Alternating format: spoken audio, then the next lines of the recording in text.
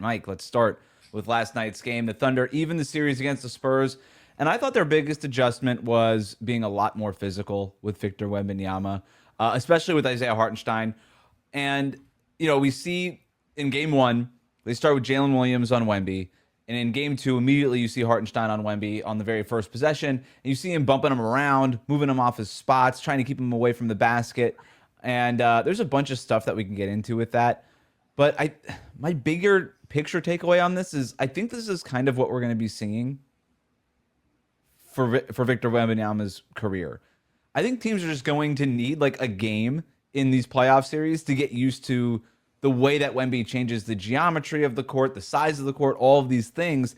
It's going to be like this Wemby buffer, this Wemby adjustment game that I think we're just going to see all the time. And that's going to give San Antonio an advantage, I think, in most series. But the Thunder are obviously very capable of winning this one.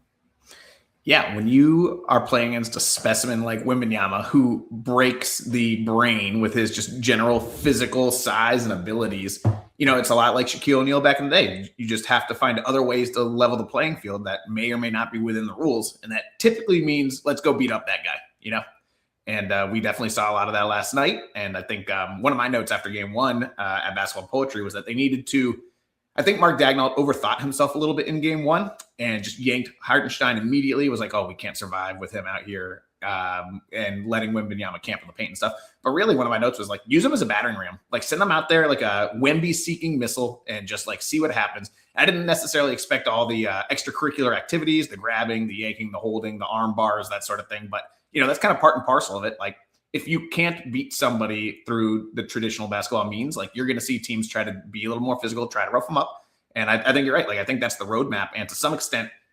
Wembanyama can have counters to that. And we can talk about some of those in a minute too. But some of that is also going to be like, what will the refs allow teams to get away with against him?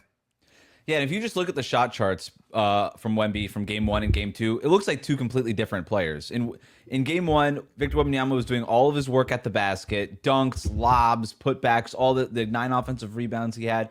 And those were largely, like, not erased, but very limited in game two. And in game two, you look at his shot chart, it's a lot more mid-range jumpers, way more three-point attempts in this game. He's further away from the basket. That's a win. Right? Like, Wemby's going to have nights where he's able to be awesome. By the way, Wemby wasn't, like, bad in this game. He just wasn't game one spectacular in this, like he was in game one. But that's enough, right? That's enough, especially when you're dealing with the injuries that the Spurs are dealing with De'Aaron Fox, and then Dylan Harper leaves early, and some of the other things that the Thunder were able to do outside of the Victor Wembanyama experience, forcing 21 turnovers for the Spurs. Like, if game one was close enough where if you were the Thunder, I think you walked away you could have been devastated. You lost one, double overtime on your home court, like the emotional pressure and highs of all of that. But it was still in double overtime game. You were still right there. And I think Mark Dagnall made the right calculation in saying, look, we don't need to make wholesale changes. I don't need to change up my rotation. I don't need to change my starting lineup. I don't need to do anything. We just got to make one or two real small tweaks, try to limit Victor Wembanyama. And if we can limit him, our margin for error is a lot better for us. And I thought that's what we saw in game two.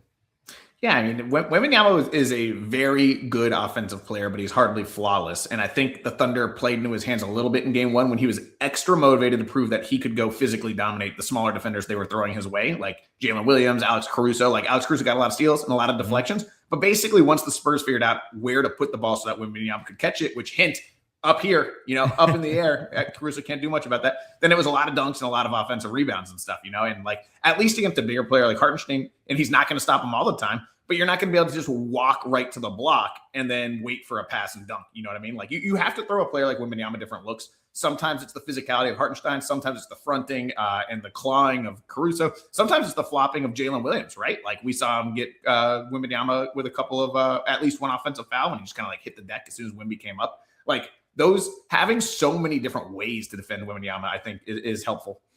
What did you think about Hartenstein's defense on Wemby? You mentioned already the physicality. I mean, he picks up 4 fouls. That fourth foul comes in the opening couple of minutes of the third quarter. Doesn't get another foul for the rest of the game, to his credit. But yeah, I mean, it was the level of physicality that we saw them play Wemby with.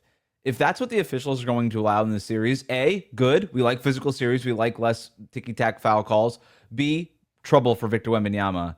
But I also thought it was really interesting for Dagnall to just keep Isaiah Hartenstein in the game. Like, even when he would get into foul trouble, Dagnall was like, that's fine. It shows that they kind of planned for it, in my mind. Yeah, because it's easy when you have Caruso in your back pocket. It didn't end up happening this way, but you would have thought Jalen Williams could have taken some of those minutes in the second half until he got hurt, right? Like, so I think the Thunder do have, like I said, they've got these different options. And I thought Hartenstein's defense was good when Wembanyama tried to play him in the post.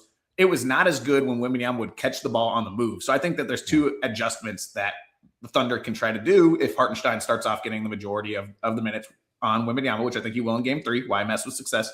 But I think one is like, get Wemby the ball on the catch, get him moving. I think Hartenstein's not as quick. He's not as fleet. And he's much more likely to reach and get the traditional fouls called than when he's like bumping and jostling and holding in the paint. So I think if they can start to get Wembanyama, run more of those, like, off-ball flare screens that you've talked about in the past, and like get him the ball coming up towards the elbow and then cutting in aggressively. The other thing is, we saw a little bit of this in game 1, but not a ton of it because it wasn't necessary. But let's see some like Spain pick and roll. Let's see some screen the screener. So have Wemby come set the screen, and then have somebody else, Castle perhaps, or Fox if he's playing, set the screen on Hartenstein so you can get Wembanyama a little bit of space, get him rolling into the paint, get him the pass, and Hartenstein's trailing the play. It'll be a smaller guy helping. Like, I think that's a good way to try to like save Wembanyama some of the toll of trying to battle for position, and at the same time accelerate his strength, emphasize his strengths against Hartenstein's weaknesses. So those would be the two tweaks I'd look for. I have the exact same notes. I took a note of a Spain pick and roll that they ran in the first quarter. They didn't really go back to it for the rest of the game. I literally have the note, get him on the move north-south. That's how you, and they started to figure it out a little bit. Nothing crazy, just, hey, in transition, run A to B. A is where you are, B is the rim. Go. And try to get those guards to get him the entry pass however you can. Now, obviously, some of these injuries, it's going to be difficult, but Wemby's really big, and it's not that hard to pass him the ball. You'll figure it out. What's really interesting to me about Victor Wembanyama is I think it could be very tempting for him to feel like, okay, I'm the star of the team. I have all this capability. Give me the ball on the perimeter and let me go to work. And as big as he is, it's also tempting to just kind of go away from some of that traditional big man stuff where it's just like, hey, just run a pick and roll right in the middle of the floor and don't get him the ball until he's at the rim. And if you do that, I think you have a lot more chances going north-south against Isaiah Hartenstein. Now, there's obviously things they can do. They could bump him off the spot and things like that. But getting him on the move, playing with a little bit faster tempo and things like that, I think that's good for Wemby. I had the same exact note. The injuries are going to be an issue, right? Mm-hmm. You really started to feel them missing De'Aaron Fox in game 2, especially, but even before Dylan Harper left with the hamstring injury. The 21 turnovers are a big problem. The hamstring injury, as we've talked about, never good. So we don't know exactly when Dylan Harper is going to come back. He's going to have an MRI today. We have, at the time of us recording this, we don't have any information on that. But it's TBD on that, TBD on De'Aaron Fox. Stephon Castle is already carrying a huge workload as a second-year player. A ton of turnovers in this game. 9 turnovers again in this one. He had 5 in the first 12 minutes that he played in this game. Stephon Castle, we can't ignore the talent. I mean, maybe dunk of the year in that game over Isaiah Hartenstein. Let's not erase Jamal Cain murdering Jalen Duren. That's true. That was one of the biggest dunks I've ever seen. But the Castle one was filthy. He brought down the hammer. Like, literally, it was like the fastest I've ever seen a guy go from cocked back to throwing it through the hoop was the Castle one last night. And he kind of jumped off of 2 feet, and there's something about that vertical slam when you're just straight up, you're not leaning forward, you're not reaching. He just goes up straight up and down and just slams it on Hartenstein's head. My wife had just gone upstairs to start getting ready for bed, and I just screamed, "Oh my God!" And her very first thought was that something happened to our daughter who was sleeping, who somehow miraculously did not wake up with me screaming. I'm like, no, it's fine. Stephon Castle just dunked on Isaiah Hartenstein. And she goes, I don't know what those words mean. I'm going to bed. I was like, okay. Now, I think going back to your point, though, like the turnovers have been horrendous from Castle. And we want to give him a pass because he's so fun to watch and he's so good at everything else. This isn't like James Harden having a million turnovers, but also not bringing that much else besides, some of the passing. Like Castle plays amazing defense. He's been super glued to Shea for this whole series. And his passes when they connect are very sharp. But like, I am disturbed by the number of times he just dribbles into traffic and loses the ball. And then he throws up his hands and he looks at his own hands all the time. He's like, they've betrayed me. What is going on with these guys? I'm like, I don't know either, man, but this has happened all season. I don't know why you can't pick up the ball.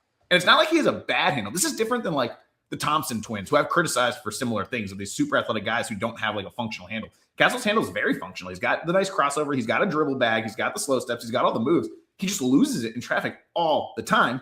And then the passing is like the risk reward ratio is tilted in the wrong direction. Like he has to dial that thing back 3 degrees, because I don't care how young you are. I don't care how talented you are. You cannot be having 20 turnovers in 2 games in the Western Conference Finals. Like youth is not inexperience. We see a million young players not have 20 turnovers in 2 games because no one's ever done it before. Harper wasn't having this issue. So like, it's just a lot of what makes Castle special is his willingness to go for these home run plays. But I think it comes back to bite him at least as often as it succeeds. And the team would be better off if he would just dial it down a little bit. And they're going to need that, right? The job now for him is to take care of the ball, especially against this Thunder team that if you give them the chance to run off of these turnovers, that's the medicine that they need offensively, especially when things aren't going well. And so in this game, in this series especially, they need to bring down those turnovers, even if it means that you're not hitting the passes that you want to hit. Maybe if it means that, you know what, I was a little late on that bounce pass to the guy in the dunker spot. So be it. I'll take some more time off the clock, or maybe we'll even get a bad shot instead of a good shot. But that's better than giving this Thunder team fuel in transition. We have to talk about Shai Gilgeous-Alexander. Huge response in game 2. Just a masterpiece of a performance. And to me, going back to some of the adjustments, one of the things that I highlighted coming off of game 1 was, they ran the usual stuff for SGA in game 1, ball screens with the bigs, a lot of ball screens with the small guys, guard pick and roll stuff that the Thunder, that's their pet actions here. And the Spurs were ready for it. They had scouted it. They were trapping them. They were making things hard for SGA. And then as that game 1 went on, I thought they figured things out for Shai. Specifically, no more ball screens. Just let him play in isolation. He's good enough to just beat any of these guys. As good as these Spurs perimeter defenders are, just trust your best player, trust the 2-time MVP to just get it done. And then the second thing was getting him off the ball to start these possessions and getting him on the move. The broadcast highlighted a couple of Iverson cuts in the second half. I saw them run a Chicago action once in that game. Early in this game, we saw the Chicago cuts. We saw the Chicago actions getting him off the ball. We also saw way more just straight ISO stuff from Shai. Bring the ball up, whoever's in front of him, take him off the dribble and let him go to work. We also saw more long mid-range jumpers. I thought that Shai was a lot more willing to just say, all right, I have it. I'll take it early in the clock. Usually he tries to work his way through that. He just took them when they were there. And to his credit, he just made a bunch of them, right? I mean, I think his very first shot of the game was like an 18-footer on the right baseline. Not a good shot. It's okay if you're Shai Gilgeous-Alexander and you're the best shot maker in the NBA. There you go. Just take those shots if you have them. He made them. An absolute masterpiece, I thought, by Shai. Yeah, and I think the Spurs overreacted a little bit towards the end too, where they started doubling him, and I thought he picked them apart with the passing. He had 9 assists this game as well. He had 12 in game 1, and I actually didn't think it was that great of a passing game for him. This game, I think, was very good with his 9 assists. And here's actually where you see Hartenstein's effect a little bit too, because I think Hartenstein's a much more potent partner for Shai offensively than like Chet Holmgren. He's an infinitely better screener, and he's also a better decision maker in the short roll. So he's a better passer than Chet, and he's got that little floater, the teardrop we saw him drop over Victor a couple of different times. Those are things that I think make him a more valuable offensive player in some respects than Holmgren. And I thought it was really interesting that Hartenstein got the close over Chet. And I think it was partially because of that. I think it was partially because he was enabling a lot of Shai's success. Mostly it was Shai playing a Shai game. Like he looked tentative. He looked weird and out of sorts in game 1.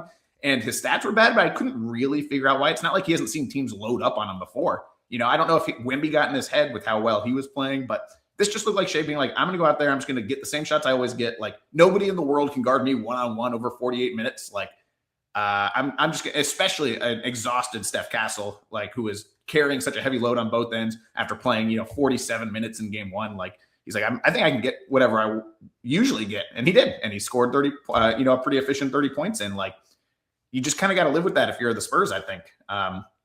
Yep. But I do have an interesting thought for the Spurs, which is now that Dylan Harper, he's probably going to be out for at least a game, right? Let's assume. And that's devastating. To your point earlier, like Fox is going to have to play on his ankle. We'll see what he looks like. But if he can't go, or if he's not, able to play big minutes, I would like to see a lot more Carter Bryant in the lineup with Steph Castle. That way Bryant can take the SGA assignment. give Castle a break. He needs a break on one end or the other. Like, he's just doing too much. And I think Bryant has had some truly phenomenal defensive sequences against Shea over the course of the season. Although Shea did make him dance a little bit in at game 2. Yes. Like, he spun him around, made him touch ground. Like, that was pretty cool. But I think like Bryant's one of those guys too, as a rookie, who just needs a few more reps, and like he'll calm down, and he's going to need to play a good game 3, I think, if Harper can't go and if Fox is limited.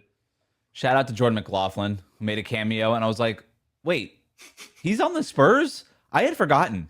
They have 5 backup centers, and they have like 1 backup guard, or like a 4th guard. You know, like looking at the roster imbalance is pretty crazy right now for that reason. Like, what are you doing with like Kelly Olynyk, Bismack Biyombo, and Mason Plumlee all being DNPs? Right. They don't even need to put their jerseys on. Let's be real; they will never see the court. And then you've got Jordan McLaughlin out there as the only guard. Like, he's the only option they have. I was like, is somebody in foul trouble? No, not really. It's like, what's going on? And then he came back in. They kept playing him. I was like, this is a problem. No, both teams went pretty deep to their bench.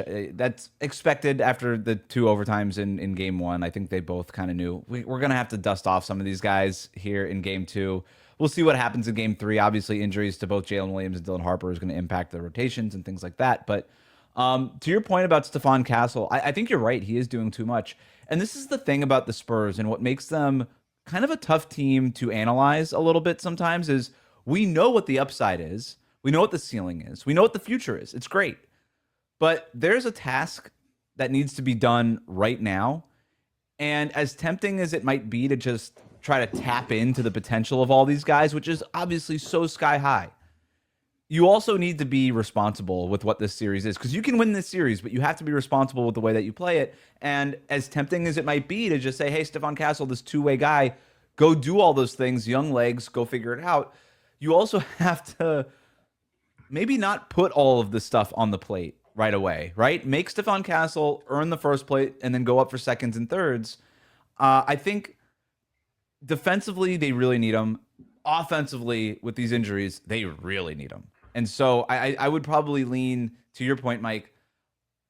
Okay, take care of the ball offensively, do these things. Let's really focus on this, and then we'll give you some help defensively, whether it's with Carter Bryant or some other things. But I like the Carter Bryant idea a lot. They need to figure this out because right now, Castle, the turnovers are egregious. It's killing their flow. And to me, the battle of this series right now is Victor Wembanyama is going to win all the Victor Wembanyama things for the most part. But everything around Wemby, can you win that stuff? Or can you at least narrow the margins enough to where Wemby is able to put you over the top in these games? And when Castle is turning the ball over 9 times and when guys aren't making shots and and these guys are just being pushed to the brink of their abilities right now, it's going to make it really hard. And that's why I think you see the Thunder's depth just play such a bigger factor in this game or in this series, like we saw in game 2 in particular. But yeah, I just think you got to make things easier for the guys around Wemby. Yeah, and I mean, there are increasingly fewer guys around Wemby, unfortunately, right? Like that's been true for both these series. I'm thinking about the Knicks and the Cavs doing their own thing and keeping one eye on this and being like, all right, we need 7 games of this. Let's get as many overtimes. Let's get as many games into the series as possible and just hope that they wore down because the quality of basketball disparity is pretty high, if we're being honest. Go ahead. So I do want to take a minute to talk about Jared McCain, yes, who I thought was like a really important piece for the Thunder yesterday. Very interesting stat line. You know, he was 4 of 14 from the field and was like, I got such Dion Waiters vibes at one point because Shea hit like a pull-up jumper and then he looked over at Jared and was like, yo, stop yelling for the ball. Like, calm down.